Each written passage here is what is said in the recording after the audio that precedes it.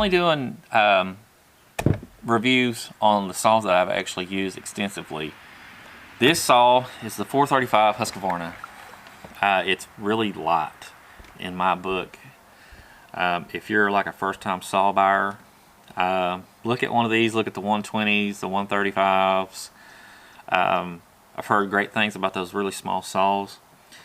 The only way I can actually tell if it's a really small saw, just looking at one side of it, it has one bar nut. This saw, if I'm not mistaken, I think it weighs like 13 pounds without a bar and chain, but if you throw a bar and chain on it, you know, it's going to get around 18 or something like that. Probably not even that, probably 16. I've done a lot of work with this. I've done tree jobs. I've built my back porch with this thing.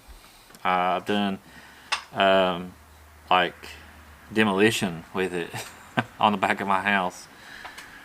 I like this saw, and I know a lot of people are going to talk smack about this little saw. Now, if you're a first-time saw buyer, I highly recommend this thing if you can find one. Or, like I said, go out and buy you a like the newer version of these, like the 120s, the 135s. You know, I'm a firm believer you get what you paid for, but I don't see anything wrong with the smaller saws that Husqvarna makes, because, you know, if you're not doing a lot of tree stuff, or if you're not using the saw every single day, this is actually a pretty good buy. This is 41 cc's. Got the original 16-inch bar. It's the little skinny bar. It's not the big fat one or anything like that.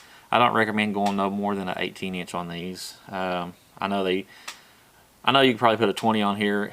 You just keep your chain sharp and cut away with it.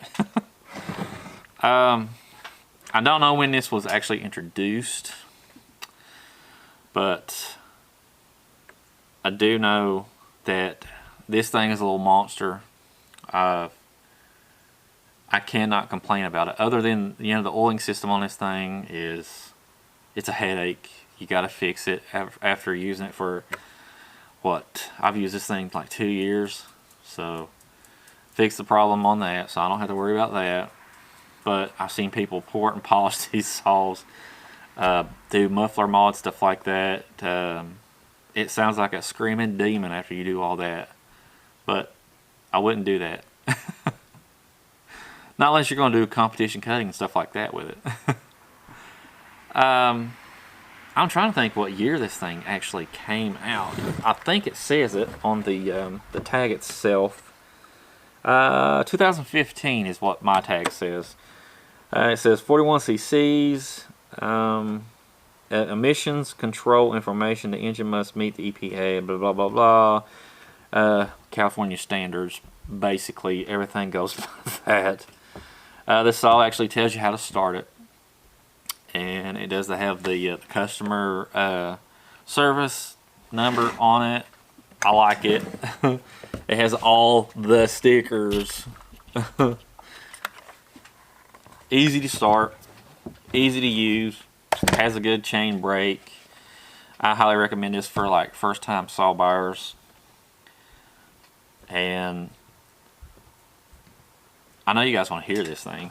It's I don't think it's really that bad.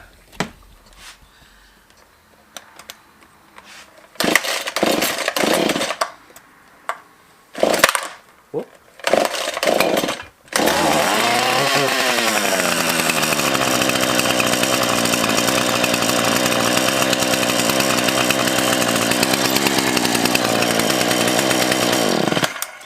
Don't have a chain, or I would go out and do a cut test for you guys, but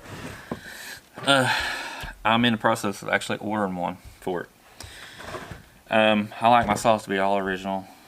This is actually the original bar. I know you can buy aftermarket stuff for them, but what I want to try to do with the saws that I've actually used extensively, I want to actually restore them. But saws are not made to be sitting on a shelf to look at. Saws are actually made to use. That's just my personal opinion. I know I'm going to get a lot of crap about that too. So, until the next video, you guys have a wonderful day.